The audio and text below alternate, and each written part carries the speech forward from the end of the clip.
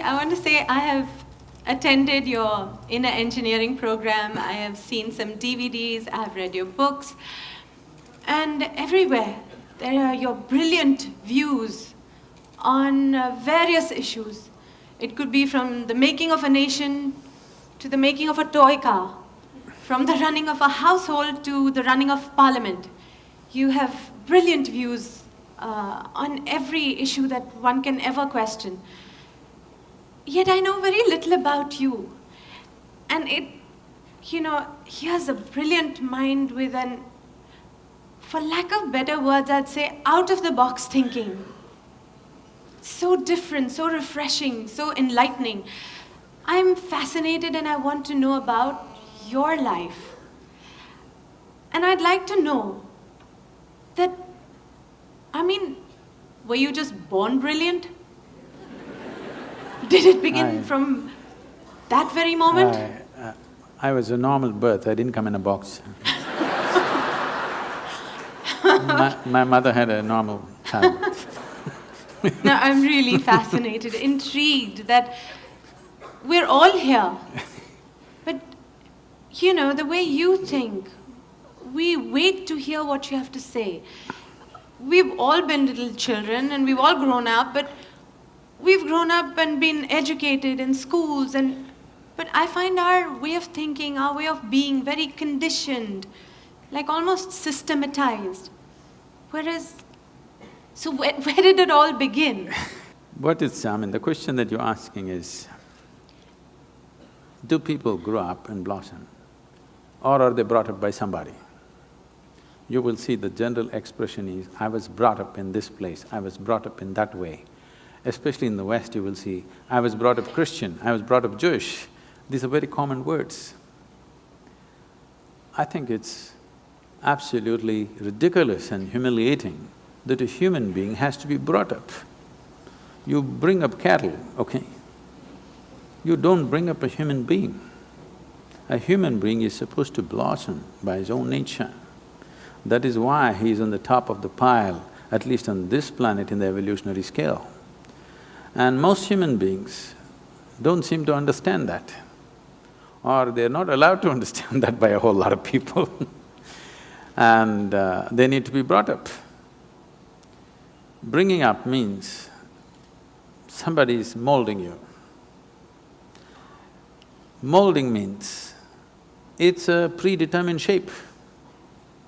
No flower that blossoms is the same way as another one which blossomed yesterday.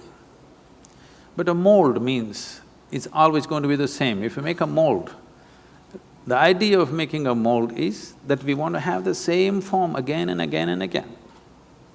Right now, generally, that seems to be the work, unfortunately, of the current education system, the so-called religions that are operating in the world, and of course the family. They want you to be in a certain mold. They don't want you to blossom like a wildflower because they're afraid of anything fresh happening among them. They want something that is familiar. They don't want something unfamiliar to be born among them. So, if you have succumbed to that system, then yes, you've been molded into a certain form. If you allow your humanity to blossom, then you will see you don't belong to any mold. This is the beauty of being human, that there is no a particular way to be. If you were a dog, you would be one way, if you were cattle, you would be one way, if you were a sheep, you would be another way, if you were a bird, you would be another way, a grasshopper another way. But to be human means there is no particular way. What is human is not defined, not described. It is just that. For every other creature on this planet, nature drew two lines. Within that, they have to play their game. For a human being, only the bottom line is drawn, there is no top line. But socially, people are trying to draw a top line for themselves. But nature has not drawn a top line for you, it's a limitless possibility. And this is what is freaking human beings right now, because they can't decide what they need to be. They're trying to be like somebody else. Only bottom line is set, top line has been removed. This is evolution. But wait, we still didn't quite get to… So, having said all that, I still didn't quite get it. So how was it when you were a child? Were you put into a school to go the systematic way, where you learnt your maths and maths and language, and and did you keep up with it? Do I look that educated? Don't insult me like that. Actually, when I go and stand in the line, in the immigration lines, particularly in America, they look at me and say, "Can you speak English?" I say, I have that uneducated look, it's not easy. Do you know what it takes to remain uneducated? Education is just 20 years of going somewhere and getting one certificate. To remain uneducated, it's very difficult. Because from the day you are born, your parents, every other adult, the school, the damn thing, everybody is trying to educate you Yes. about something that's not worked in their life.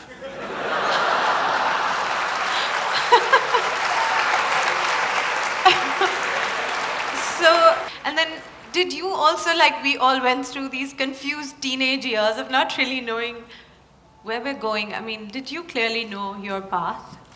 Not at all. I was… right from 3 or 4 years of age, I was always a million questions hanging in my head. I have a question about everything to everything.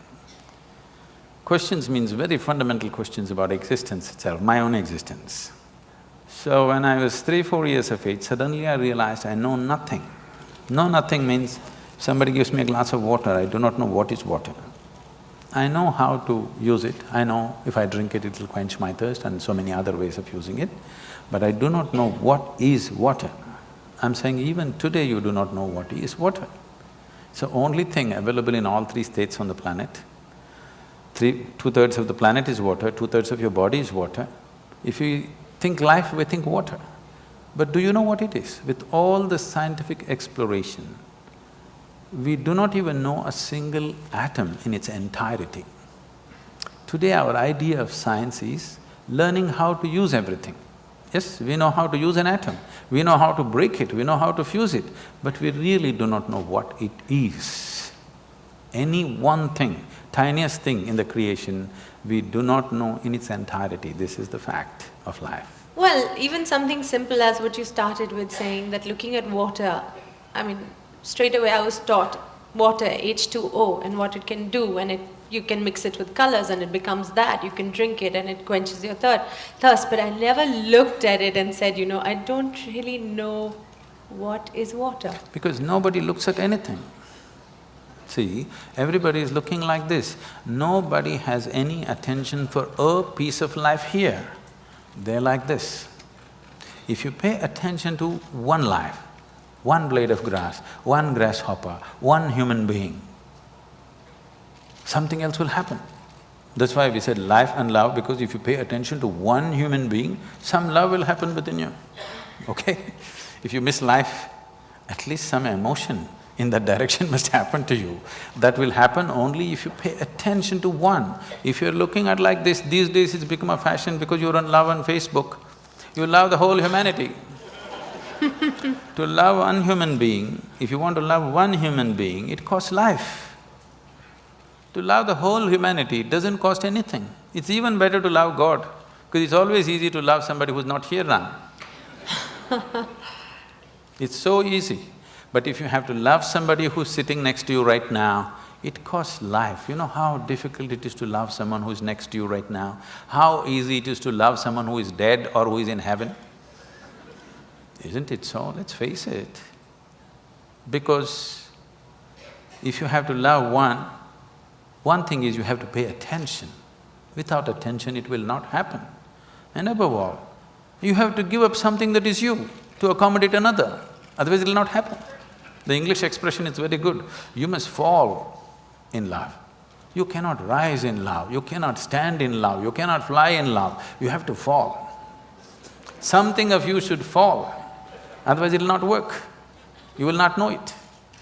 So, you want to have a fake sense of life, then you don't pay attention to anything. Everything is information, nothing is a living experience.